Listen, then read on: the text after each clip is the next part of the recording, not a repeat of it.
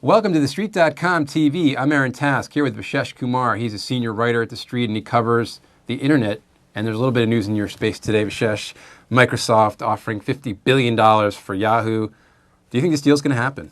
Yeah, I think that the deal makes a lot of sense, especially as Google has sort of pulled away in the search advertising market and Microsoft's been flailing there. I think Yahoo is sort of a floating device in some ways. Interesting. So it was when Google got DoubleClick, according to your piece that's on the site right now, that really sent a message to Microsoft that Google might ultimately own online ad sales, sort of like they own the desktop, and they could be locked out. Absolutely. The language that Google has been using recently is that they're trying to create an operating system for advertising. If there's one company that understands the benefits of having an entire operating system, it's Microsoft, which has for decades thrived just because it has a sort of death grip on monopoly. System. Yeah. Say monopoly. And your piece also talks about how, historically, Microsoft has always felt like they could build it internally as opposed to going out and buying it. What's changed? That's right. I mean, it's an enormous company with unmatched engineering resources. They have this grip on distribution, so their philosophy has been, why should we go out and purchase something when we can just sort of build it at home?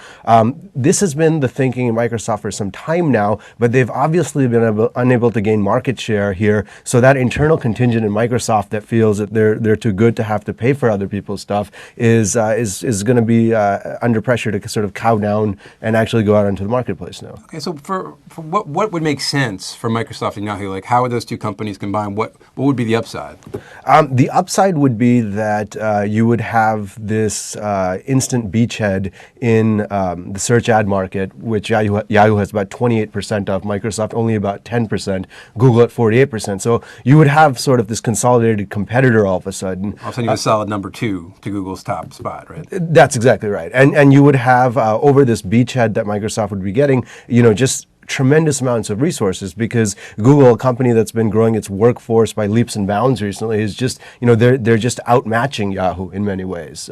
You put together enormous cash and enormous engineering resources at Microsoft, plus the brand internet online that Yahoo has already built, and all of a sudden you're dealing with serious number 2 players, you said. Interesting. Well, a critic would say you're putting together 2 struggling participants, and does that necessarily make a solid one company? And there is the culture issue. Yep. The Wall Street Journal today reporting that Yahoo co-founder Jerry Yang dislikes Microsoft. Is that going to be an impediment to the deal getting done? Yeah, I mean, you have Microsoft being the sort of most sleek corporate culture in the technology space. Yahoo, the only Fortune 500 company with an exclamation point in its name. So there's certainly a difference there.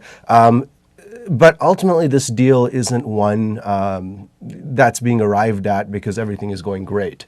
This is one where you have to look at actually what the least bad option is, and it being the case that Google just continues to pull ahead without any recourse for these other 2 companies, I think that, a marriage does make sense. Okay, so obviously Yahoo shareholders would be happy today. The stock's jumping. Microsoft down a little bit on this news. If I'm a Microsoft shareholder, how should I feel about this?